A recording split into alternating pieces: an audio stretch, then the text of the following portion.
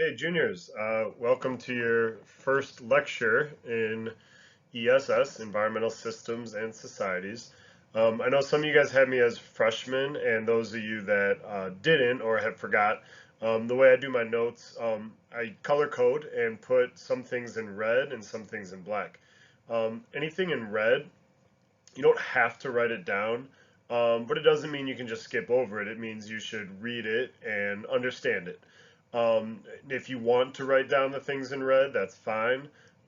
If you don't understand something that's in red, you should maybe make a note on your notes that you need to ask a question about it the next class when we recap. But anything in black is going to be the main ideas, the most important things, the definitions, the terms, etc. So you want to read it, and you want to try to simplify it and put it in your own words. If something's obvious, if something's redundant, don't write it down, and try your best to get out of the habit of just mindlessly copying down word for word. You really don't comprehend that way. You could be a third grader and copy down words on a PowerPoint slide, but I want you guys to really read it and understand it, put it in your own words, and it's going to help you later on when it's time to study for a test, when you've already, read and understood something in your own way. So anyways, let's go ahead and get started. The first topic, there's 8 topics in this class, but the first one is called Foundations of ESS. Basically, Topic 1.1 gets into some details, a concept called environmental value systems. And then topics 1.2 and 1.3 get into some frameworks, some terminologies of the systems part of this course that we're going to be utilizing throughout the 2 years. So it's really important that you understand the way that we're going to look at systems in this class. And a system is, the Earth is a system. A bucket of soil, believe it or not, could be a system because there's things going in it, there's processes occurring, there's things coming out of it. And so we're going to be looking at natural parts of the earth, but looking at it from a systems standpoint. So anyways, more specifically within topic 1, we start with topic 1.1, which is a little bit on environmental history. We'll get into that next class.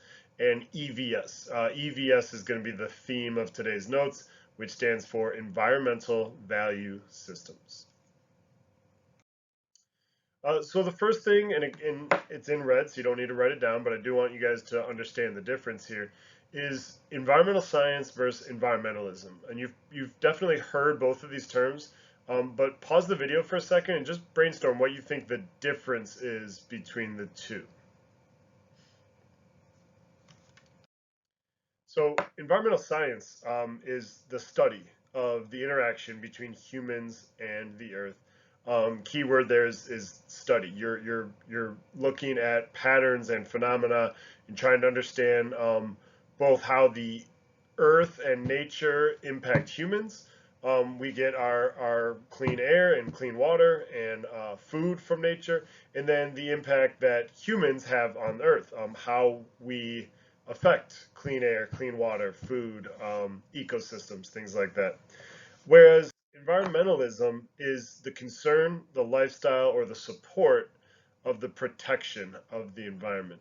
So obviously both of these deal with the interactions between humans and the earth, whereas environmental science is the scientific study, and environmentalism is the advocacy, the stewardship of helping the earth. And what's really cool about this class is it's a mix of both. I'd say it's 70-30, 70% environmental science, 30% environmentalism. But it makes it a little bit different from, say, AP environmental science, which I used to teach back in Chicago. That course was 100% science. And it was a great class, but I really like that the societies aspect of ESS really gets into some of the nuance of why it's important that we protect the environment, why humans act the way that we do or think short-term or short-minded, why economies tend to dominate over the environment in terms of our decision making. And so I really like that aspect of the course, getting into the environmentalism aspect of the environment. Okay, so as we get into notes, remember, practice paraphrasing. Don't just write down what you see on the board. Read it, digest it, understand it, and then try your best to put it down in your own words. Okay, so let's start this EVS subtopic with the definition. So an environmental value system is a worldview that shapes the way environmental issues are perceived by an individual or group. So basically, your EVS is how you view the earth and how you view environmental issues and environmentalism and even environmental science. Uh, an entire group of people might have similar EVSs, and you can group those together. And we'll get into the difference between individuals and groups and where that EVS comes from. In other words, EVS is a worldview regarding environmental issues. The things that can impact your EVS would be things like your culture, your religion, your socioeconomics, and your political views.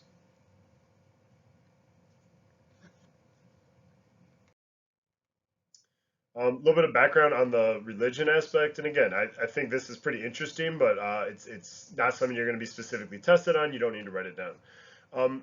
But the history of our Judeo-Christian beliefs, about 2,000 years ago, the beginning of Christianity, stated that within the Bible that man has dominion over nature. Nature is basically given to man or to humankind.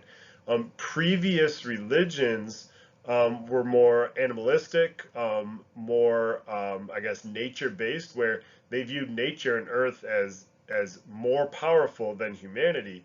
And so this shift of Western values with the advent of Judeo-Christian religion, it was a major shift in how humans view the environment and how we view our place in the environment. So obviously, something as significant as religion is going to have a major influence on one's EVS.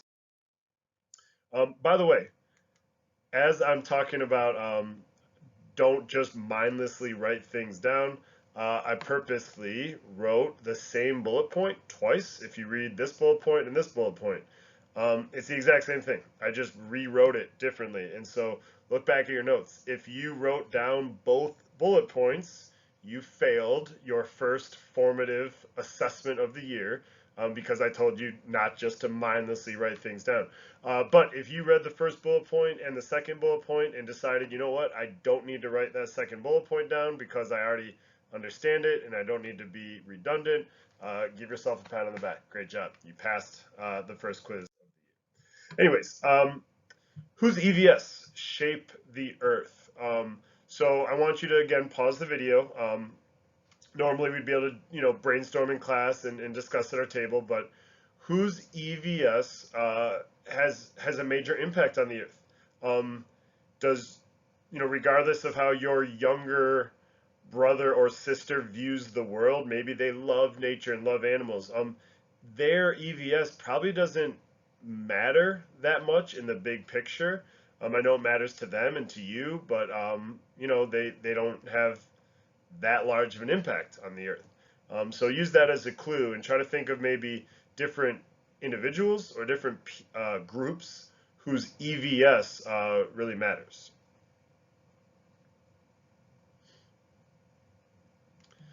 So anyone who's influential within literature or media, there's some famous Hollywood individuals. I know Leonardo DiCaprio is a big environmentalist. He tweets and posts about water conservation all the time, and he's dedicated a lot of his wealth towards protecting the environment.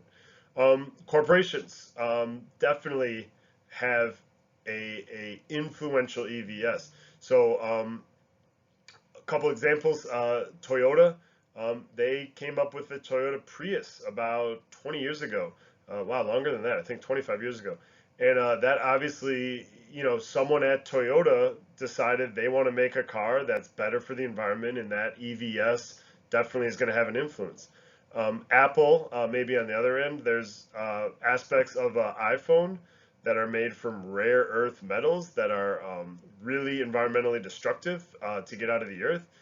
So the fact that Apple has convinced everyone in most Western countries that we need an iPhone, that's definitely had a major impact on the environment. Governments, whether we're talking broad, the president, the governor, the mayor of a city or town, those individuals are obviously going to have major impacts on the environment. So depending on their EVS, they could be impacting the environment in different ways. Then different international groups, such as the United Nations. Nonprofit groups, in this class we're going to call those NGOs, non-governmental organizations, but a group such as Greenpeace or Sierra Club or World Wildlife, obviously their EVS, and we'll get into like the specifics, are going to have large impacts on society. So there's three main EVSs that individuals get categorized into. Oftentimes we're not solely within one category, but it's a example where you might straddle two categories or be a combination of all three. So the good news with these three terms is that if you just look at the context clue within the word, it's pretty easy to know which EVS represents which philosophy. Okay, so the first one is ecocentric. Eco being the prefix to ecology. So ecology in nature is central and humanity is secondary. So an ecocentric would believe that the best thing that humans could do to protect nature is to leave it alone. Let nature do its thing. Let nature recover and replenish. You know, if humans can get out of the way, nature can proliferate. The second EVS is anthropocentric. Anthro is the root meaning humans or humanity. So an anthropocentric individual would believe that humanity is central. And it's not that we're better than nature or more important than nature, but that we're needed as managers of the environment. Basically, think about a forest. An ecocentric would say the best thing to protect this forest would be to put a fence around it and keep humans out and let the forest just be. And whereas an anthropocentric would believe the best way to improve the health of the forest or protect the forest would be for humans to maybe remove certain plants that aren't beneficial for the environment, or to restock the fish ponds, or to make trails for humans to enjoy the earth. So they definitely believe more that humans are necessary managers of the earth. A misconception here is that anthropocentrics are anti-environment. That is not the case. So an anthropocentric is still an individual, still an environmentalist, still someone, these are all basically types of environmental thought. So it's not that an anthropocentric is anti-environment. It's just that they feel that humans are central to the protection of the environment. And then lastly, a technocentric. So pretty obvious that this one, this individual believed that technological developments would be the best way to provide solutions to the world's environmental problems.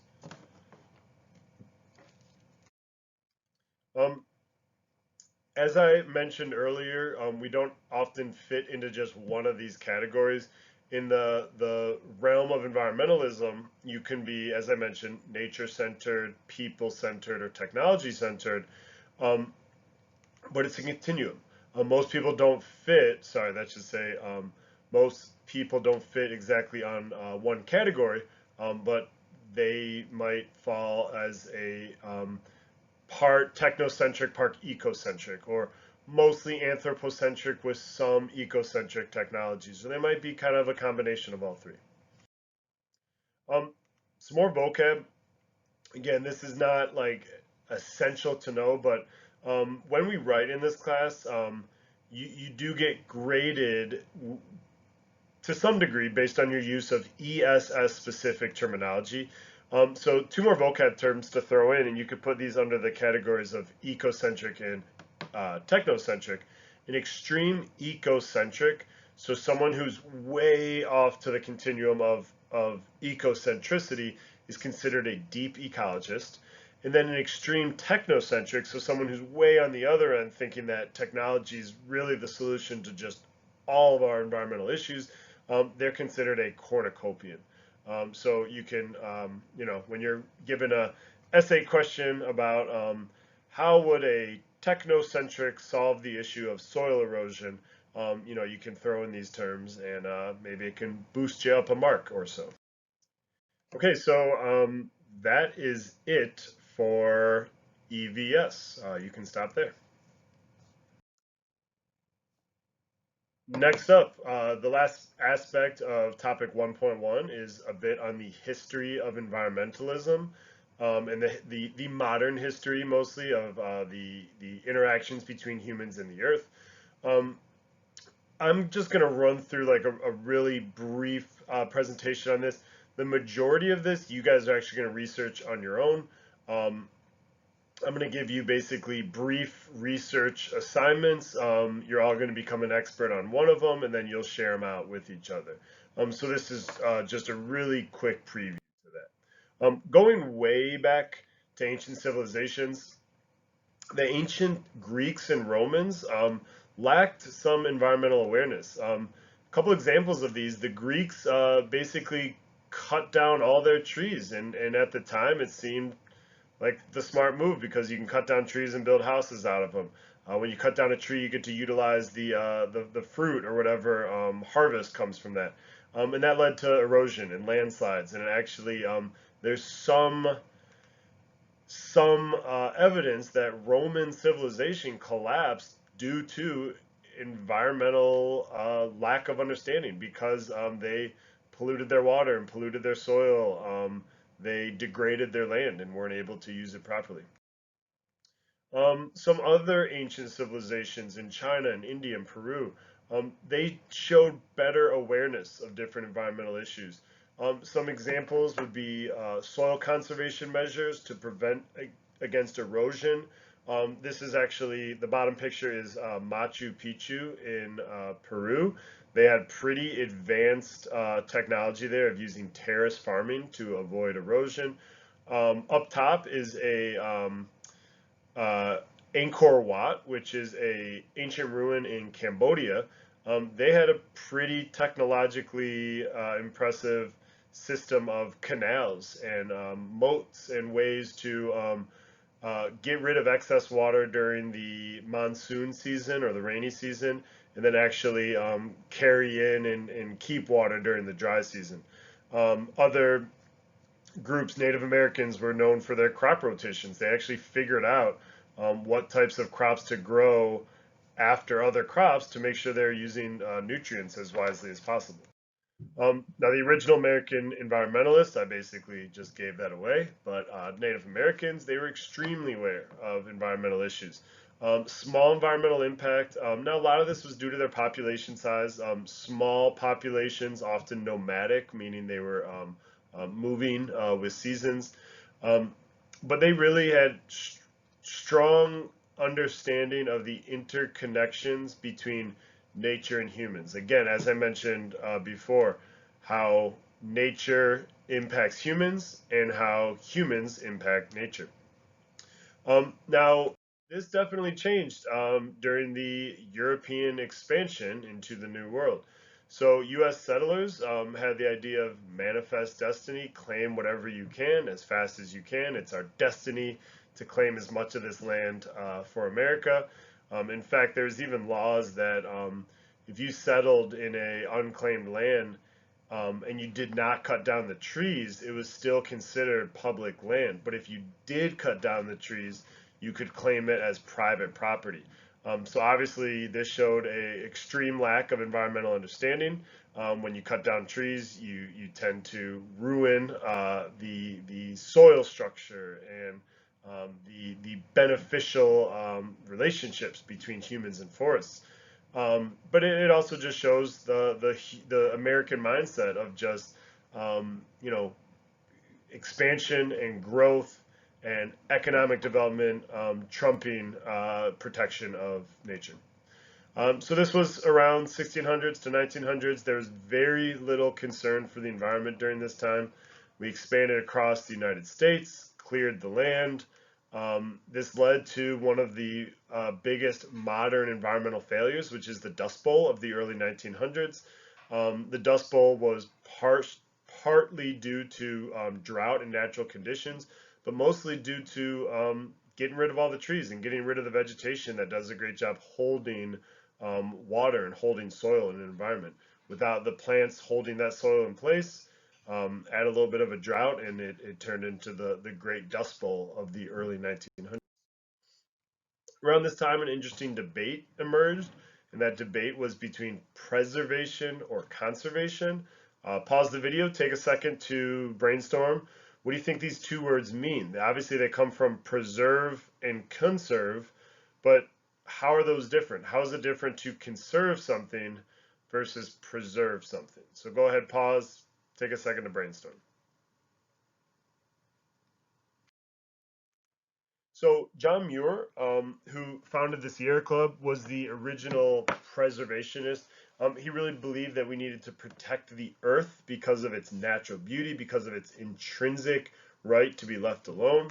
Whereas Gifford Pinchot was the original or the leader of the conservationist movement, and he believed that humans have the right to use the earth's resources, sustainably, of course, but to use them for humans' benefit. Um, Obviously, they didn't know the ESS terms back then, but John Muir would fit in with the ecocentrics, whereas Gifford Pinchot would more likely fit with the anthropocentrics. And that's a photo of John Muir at Yosemite National Park in California. So Pinchot, the conservationist, believed in the sustainable use of natural resources, the idea of meeting humans' needs while still protecting the environment. Examples of conservation today would be things like reducing, reusing, recycling, sustainable architecture, still using nature, but using it in a way that is environmentally conscious. Whereas the preservationist movement, led by John Muir, is more about nature's right to exist, nature's right to be left alone. An example of this would be a nature preserve, an area that is totally protected by humans. A nature preserve might have laws that say you cannot mine for coal or gold or copper. You cannot cut down the trees. Maybe you can't even hunt or fish, that this area is just for nature. That would be a example of a preservationist philosophy. So if you look at Yosemite National Park or any national park within the country, you see that it's definitely an example of conservation. We have things within this park like hiking trails and roads and restaurants and campsites and hotels, and it's clearly meant for the conservation of nature because there's a human component to it. Humans are meant to enjoy and use and sustainably utilize this resource. So it basically turned out that Gifford Pinchot won that debate that occurred about a. So as I mentioned, national parks are examples of conservation. They're here for human enjoyment. In fact, there's very few true examples of wild places left on Earth. With almost 8 billion people on Earth, the amount of land that we use, mostly for agriculture, in fact, means that most of nature, most plants and animals are actually in areas that are designed or conserved for them, often for our enjoyment. But the true preserved areas on Earth is actually pretty slim at this point. So this brings us into the conservation era. We established these national parks due to the philosophy of that won over in that debate. Teddy Roosevelt is usually the president who's thought of as the I guess the biggest conservationist. He expanded our national park service in the early 1900s. Pretty interesting, but does anyone know why Teddy Roosevelt was such an environmentalist? It was so he could shoot animals. He loved to kill things. This seems incredibly ironic, but believe it or not, hunters are great for the environment because if you want to go to Africa and shoot a white rhino, it means we have to protect white rhinos in Africa. There needs to be land and nature and populations of rhinos that are uh, sustaining themselves in order for us to shoot them. So again, it might seem like an oxymoron, but hunters are generally pretty good environmentalists. Because if you want to hunt species, you got to protect the places that they live. All right, so here's the stuff I do want you guys to write down. I know that was a bit long, but some more recent environmental history. In the 1940s to 1960s, we saw some great scientific advances, but that wasn't so good for the environment. Things like nuclear weapons, DDT, which was a pretty infamous pesticide that was used really throughout much of the world in the 1940s and 50s. The invention of plastics. Think about how much plastic we use in our daily lives and the impact that that has on the environment. I'm sure you guys have heard about the Pacific garbage patch and all the plastic waste that ends up in our oceans. A lot of that is because of the inventions that occurred during this time frame. I'm not saying that plastics are bad. They make our life better. They make the things that we buy cheaper, but environmentally, they can be pretty damaging. Um, we also saw a major increase in environmental disasters. And again, you guys are going to research these in more detail. So we don't need to go into them now, but throughout these decades, we saw just disaster after disaster occurring. And this led to a bit of a wake-up call, but the modern environmental movement, often in response to some of these disasters, I do know some of these disasters kept occurring. We still have environmental disasters today, but the modern environmental movement, the establishment of the EPA, the first Earth Day, um, NGOs such as Greenpeace. A famous story written by Rachel Carson to actually led to the banning of DDT. And again, you guys are going to individually research some of these different things. Um, and then we get to today. Environmentalism continues to grow, especially in the United States. Green becomes popular, becomes chic, it becomes trendy.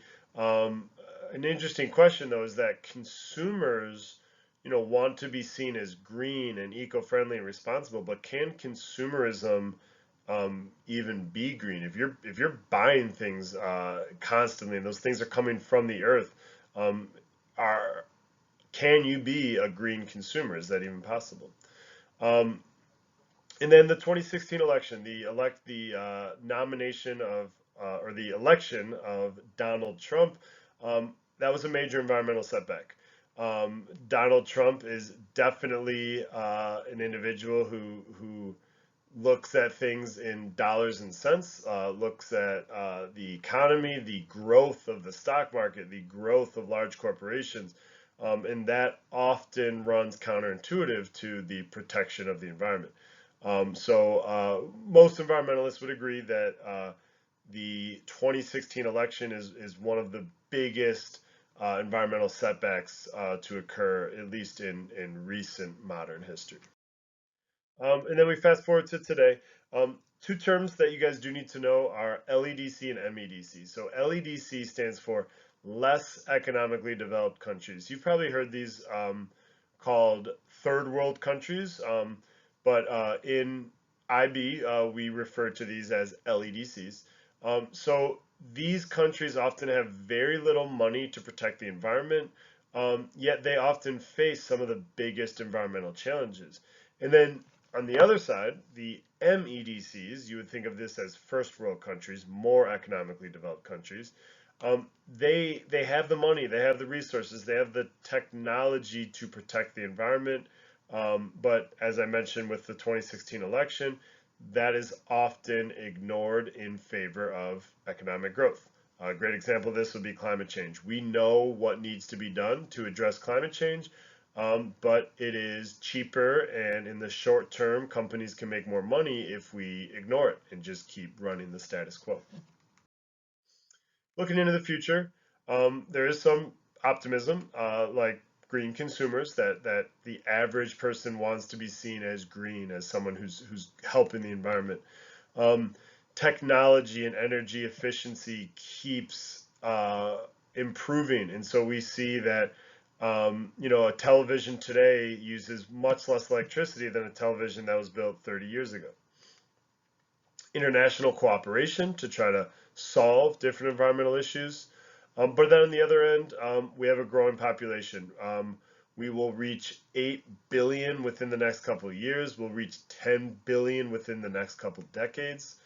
And then probably the biggest environmental issue, the widening gap between the rich and poor. So those rich countries are getting wealthier and wealthier, and so we're seeing bigger and bigger eco footprints.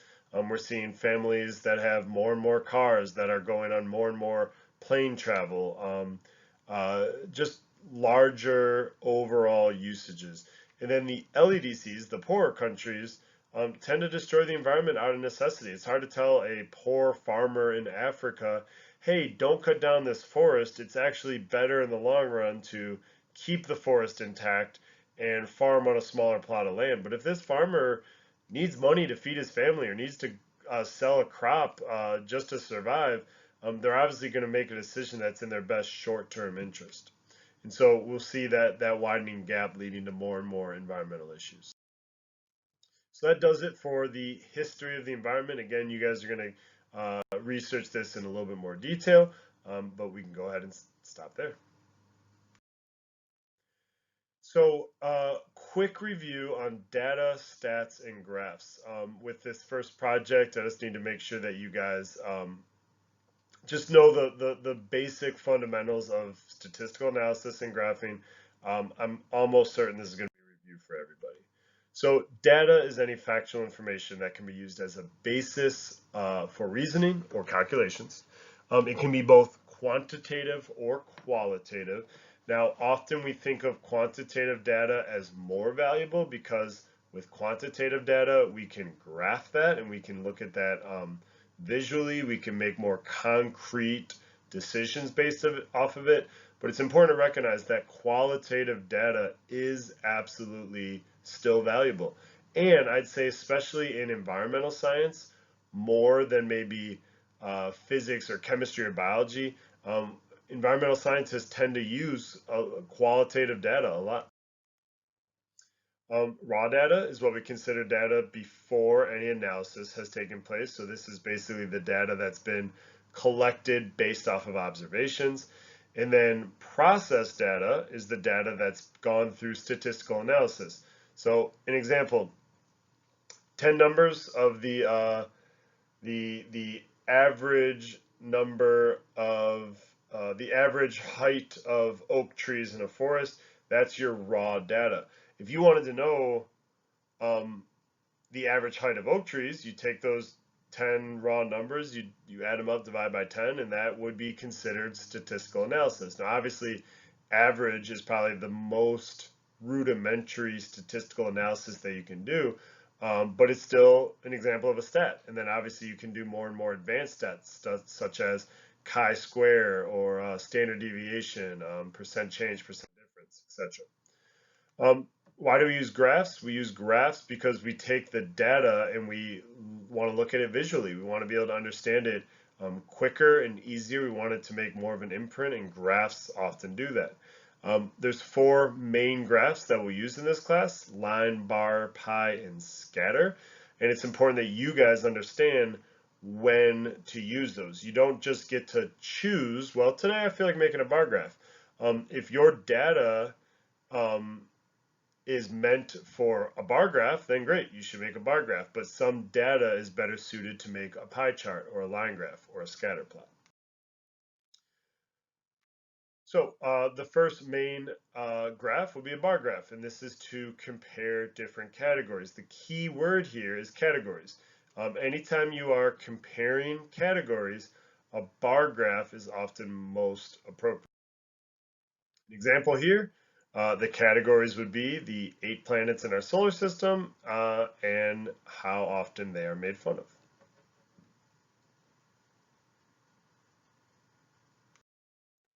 A line graph. This shows how a value changes over time. Keyword here is time. Whenever the x-axis is a unit of time, whether it's seconds or minutes or centuries, a line graph is often most appropriate.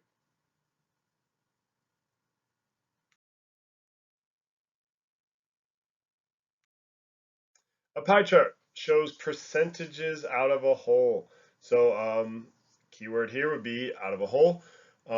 Anytime you have a group of data or a group of numbers that is a full data set of all the possible outcomes, a pie chart is often appropriate. So, for example, the percentage of my students who have A, B, C, D, or F in my class, I have a whole group. I have 38 students signed up for ESS.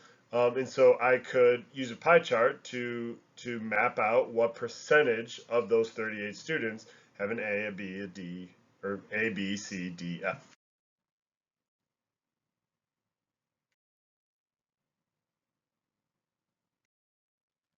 And lastly, a scatter plot. This looks at relationships between two variables, often used to measure correlation to see if there is a clear relationship between an x and y variable. Um, I don't know if there's a hard and fast rule of when a scatter plot is to be used, but anytime you want to look at basically correlation and see is there a clear link between when the x variable does this, does the y variable do that, a scatter plot is often appropriate. You should have learned the term correlation before, especially in physics last year. We're going to use it a little differently in environmental science. We're almost never going to get the linear lines that you get in physics or math class. So even if there's like an R value or a correlation coefficient of say zero point 0.7 or zero point 0.8, that's really, really strong in environmental data. Where in physics or math class, you might say, well, no, it needs to be 0.99 to be strong. But we basically look at values on a little bit of a different frame in environmentalism or in environmental science. Okay, and then last but not least, for understanding data, is this acronym HALT, H-A-U-L-T. Those of you that had me a freshman year, you might remember this. You might not. And then obviously, if well, I think all of you should have learned this at some point in your science classes. But anyways, whether you are reading a graph or creating a graph, there's basically 5 things you need to remember. So if you are reading a graph, the first thing you want to do is read the header, read the axis labels, look at the units, see if there's anything to learn in the legend, and then lastly, come up with an overall trend. Like, what is this graph basically showing us? And then same thing, if you are creating a graph, you're going to do the same thing. You're going to make sure that you have a descriptive, thorough header. You're going to make sure that you label your axes, that you have units. Not all graphs need a legend, but if a legend is appropriate, that it's done correctly. And then underneath the graph, you're going to write 1 or 2 sentences basically explaining the gist of the graph. I can tell you this right now that in all my years of teaching, using this acronym HALT, pretty much all students remember HAUL, and T is the one that they often forget. It's really easy for me to grade. If it's a 5-point graph, I'll give a point for each aspect of HALT. And a lot of students do unfortunately forget about the trend. Just 1 or 2 sentences underneath the graph explaining the overall theme, the overall gist of the graph, what we're learning from it. Or patterns, interesting relationships, another word for trend.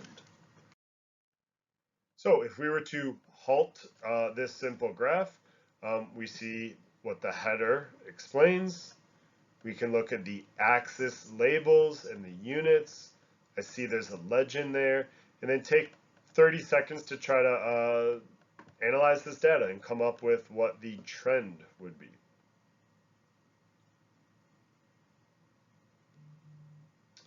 To me, there's a pretty obvious trend. The trend would be that school attendance and science grade are positively correlated. Students who go to school a lot, like Chuck and Fred, do pretty well in school, and the students who don't attend school, like Ben and Earl, do worse in school. So that would be the overall pattern or trend of this graph. Okay, that is it for that quick data and graph recap.